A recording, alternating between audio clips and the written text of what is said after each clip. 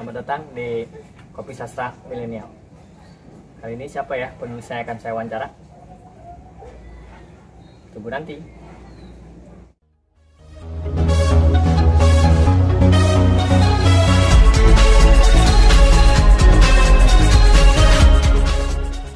Ya oke, teman-teman, inilah penulisnya ya. Neni Yulianti. Gimana Neni kabarnya? Sehat? Alhamdulillah. Baik. Jadi kita akan ngobrol tentang bukunya, yaitu kumpulan puisi yang terbaru ya, Kelana. Apa sih yang akan kamu sampaikan ke masyarakat luas di buku ini? Karena itu saya ingin menceritakan tentang sejarah Cirebon, asal mulanya Cirebon, sama ikon-ikon apa aja yang ada di Cirebon itu, terkenal dengan apa, masakannya, kulinerkah, jalan-jalan yang ada di Cirebon, iya, sama sejarah Cirebon. Ini tentang Cirebon berarti? Iya, tentang Cirebon. Oh. Tapi di situ juga di buku Kelana saya ada sebagian kumpulan puisi yang masuk di antologi penyair Asia Tenggara. Saya sisipkan di situ. Wah, hebat juga nih teman-teman ya. Jadi ini seorang perempuan nih. Dia juga puisinya pernah masuk di Asia Tenggara. Sama koran Media Indonesia. Media Indonesia pernah masuk juga tuh, lihat. Ya. Dan ini ya, kumpulan puisi yang ada di dalam buku ini tentang Cirebon, tentang kota. Tentang kota Cirebon, jadi sebuah puisi. Jadi puisi itu tidak hanya berbicara tentang kegalauan hati ternyata ya. Iya, betul. Boleh nggak kenapa memilih Cirebon menjadikan tema utama di dalam buku puisi ini? Karena saya terakhir dari Cirebon dan dibesarkan di kota Cirebon, Kak. Ingin memajukan nama Cirebon itu harum di dunia sastra. Oh, gitu. Nih, salah satu contoh puisinya teman-teman ya. Di stasiun Kejaksan. Jadi Kejaksan itu nama stasiun di Cirebon ya. Tak perlu mengeluh pada hari yang keruh, setelah keringat basahi tubuh. Dari rel kereta merepas rindu berpeluh, juga kakis yang telah lusuh. Ini rima ya, berima ya. Ada semua. Jadi iya, masih nuansanya ada rima, nuansa syair. tapi di bait yang selanjutnya tidak.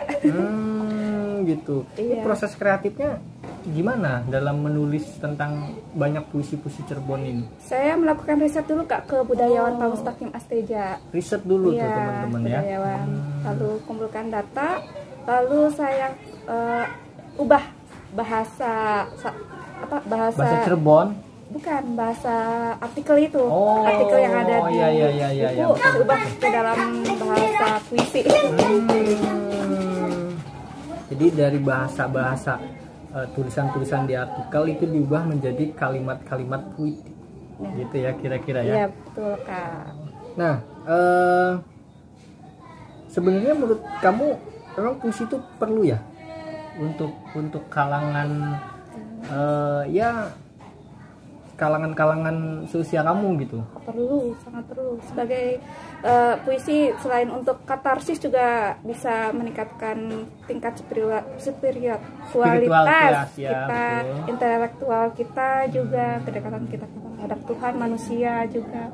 Gitu. Kan. Waktu menulisnya kapan sih? Saya kalau ada waktu luang, biasanya malam menjelang tidur sama bangun subuh. Ada gitu ya idenya ya. Iya, keren nih teman-teman ya. Nah, menurut kamu ini ya, kenapa kamu memilih puisi sebagai jalur ekspresi kamu dibanding yang lain gitu? Kayak kan ada novel, kan kebanyakan perempuan itu suka bacanya novel, cerita-cerita yang romantis gitu. Karena ini nulis puisi yang isinya tentang kota, sejarah Cirebon, bukan puisi yang romantis gitu. Kenapa? Karena saya dulu deklamator puisi, Kak. Oh, jadi pemenang lomba deklamator puisi. Iya, dari SD saya sering membacakan puisi. Menang puisi juga, lomba baca deklamasi puisi Hairil Anwar, asal muasalnya di situ. Jadi saya lebih menyukai puisi. Oh, gitu. Iya. Kesulitan terbesar apa sih dalam menulis buku ini? Kesulitan terbesar itu mencari data.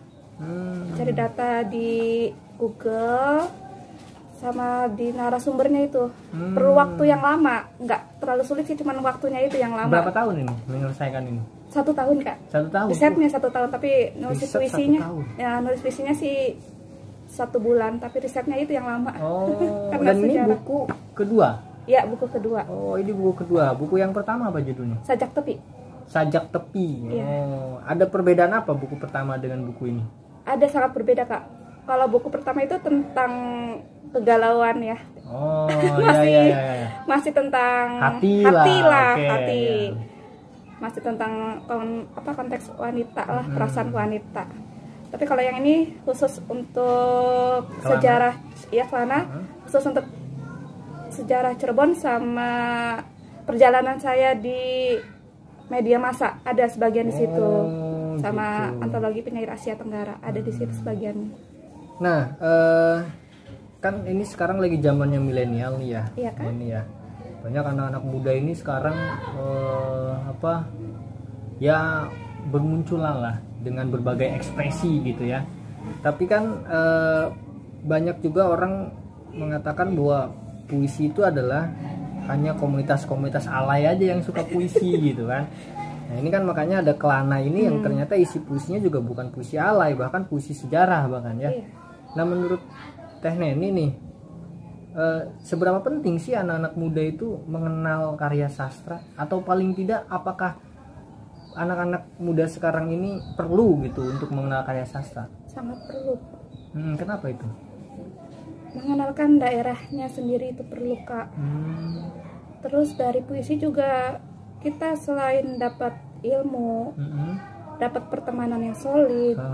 Terus dari puisi juga ada ya yang mengatakan, buat apa sih nulis puisi, tidak ada apa-apanya. Tapi saya sudah merasakan manfaatnya menulis puisi, Kak. Saya menang lomba cerpen, saya diterbangkan ke Ubud. Saya menang cerpen puisi juga diterbangkan ke Padang. Itu dari menulis. Terus saya diajak jadi juri, itu dari kekuatan menulis, Kak. Jadi menulis itu ternyata menghasilkan juga, Ya, kira-kira begitu ya. Selain katarsis, melepaskan rasa, stres juga bisa menghasilkan. Jadi katakanlah anak-anak muda saat ini juga perlu menulis, khususnya karya sastra ya. Terlebih dia juga sebagai mengembangkan diri atau katakanlah sebagai ajang curhat, katakanlah begitu, tapi juga mendapatkan sumber penghasilan dari situ. Amin. Terima kasih Teh Nuni sudah ada di sini. Karena Mudah-mudahan sukses selalu. Amin, ya Mudah-mudahan Rabbal bukunya jadi bestseller. Amin ya Rabbal Alamin. Terima kasih Kak Nana. Ya, itulah penulisnya ya. Dari wawancara tadi mudah-mudahan kalian semua dapat manfaatnya atau bahkan mungkin tidak sama sekali. Itu tergantung dari sudut pandang kalian semua. Saksikan terus Kopi Sastra Milenial di channel Nana Sastrawanku.